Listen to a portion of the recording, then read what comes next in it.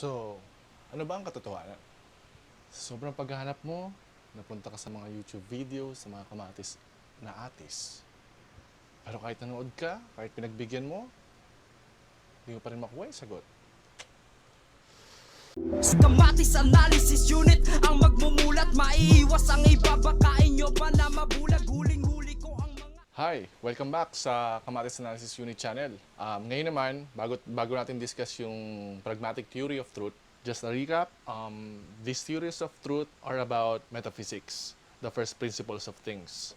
For us to actually use these theories, we really have to translate the belief into a statement, and then yung statements na yun lang yung ma-evaluate natin by using these theories. So, ngayon, mag-recap muna tayo about dun sa first two theories of truth na diniscuss natin. Una, the correspondence theory of truth. The correspondence theory of truth states that if your statement or your belief corresponds to the actual reality, or sometimes they call this the facts of reality.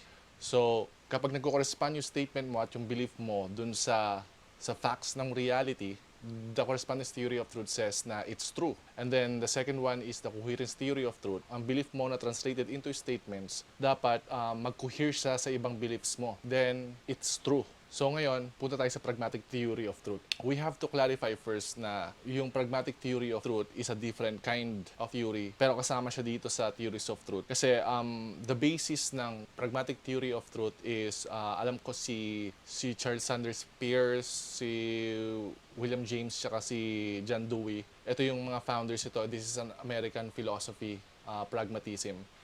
And it is also connected dun sa origin of species ni Charles Darwin. Kasi the pragmatists actually jumped on Darwin's work. Kinonekta nila dun yung pragmatism na pinatunayan nila even Darwin saw it. The whole point here is yung founders ng pragmatism, they actually abandoned the search for absolute certainty. Unlike those two, na the correspondence and coherence, they're actually looking for an absolute certainty. So, ano bang sinasabi ng pragmatic theory of truth? Well, it's simple. Sinabi na truth is what is useful. Bigyan ko kayo ng example na lagi natin nakikita to. Pero first, we have to translate a belief into a statement so we can evaluate it. There's a theory of truth na to na which is yung pragmatic theory of truth. I'm sure narinig nyo na tong statement na to. Always treat a firearm as if it is loaded. So, the truth of that statement in a pragmatic theory of truth, kailangan mo makita yung end o kaya yung consequence ng statement na yon before you can actually say na it's true. Feeling ko naman marami kayong nakikita mga tao na may mga barel na parang lagi nilang check yung barel nila kung may bala o wala, pero alam mo nagiging redundant na yung itsura. Parang kung na-check mo to for the first time, bakit mo pa kailangan i-check? So that's the point of the pragmatic theory of truth. Kaya ako rin nasabi na connected to dun sa work ni Charles Darwin na Origin of Species, kasi yung Origin of Species was about the survival of the fittest. So we have to think about this as like this. Merong group A and group B. Yung group A, they follow the statement na treat every firearm as if it's loaded. And yung kabila is they're not doing that. So ngayon, you can actually evaluate the truth of that statement kapag yung group A or yung group B is minamatay or dito wala. So dun mo makukuha yung truth ng statement in a pragmatic theory of truth. And ngayon, isa pang addition, yung kay Nietzsche, kasi parts ng sinabi na sa mga books niya is parang ibigay siya ng definition ng truth na it kind of captures the whole point of the pragmatic theory of truth, na sabi ni Nietzsche na if it doesn't serve life, it's not true. So kapag chinis natin further down yung pragmatic theory of truth, mapupunta ka sa moral truths kasi it's about life. If it allows you to live, then it's true. So dalhin ulit natin, magbibigay pa ako ng isang pang example. So dalhin din natin dun sa last example natin sa correspondence and the coherence. Actually, pragmatic theory of truth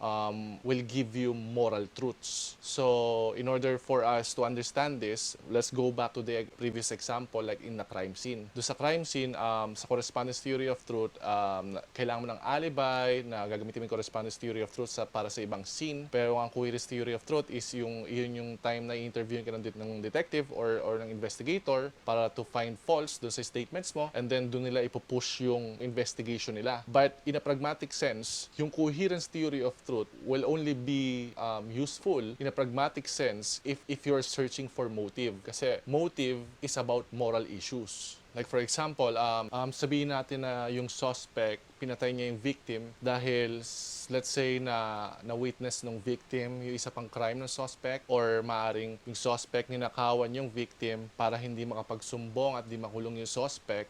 He just killed the victim. Then in a pragmatic sense, that is true. So anong problema sa pragmatic theory of truth? Well, the main problem is you can actually believe anything na kahit false as long as it allows you to live, pero yung belief mo has nothing to do with the absolute truth. But again, the whole point of pragmatic theory of truth is the abandonment of absolute certainty. So for them, it's just about sufficient truth, na parang as long as you have this belief and it allows you to live, so far so good. So yun yung point. At itong pragmatic theory of truth is also related sa consequentialism, moral subjectivism, moral relativism, na is totally different dun sa dalawang theories of truth. So next time, ang gagawin naman natin is siguro it's either under the coherence theory of truth na yung semantic, or we can discuss about why is it important to have a semantic constrained definition. Kasi alam kong maraming Pinoy atheists at YouTuber na nagsasabi na it's just semantics. I think they're confusing semantic fallacy and semantic as a proper usage, kasi may branch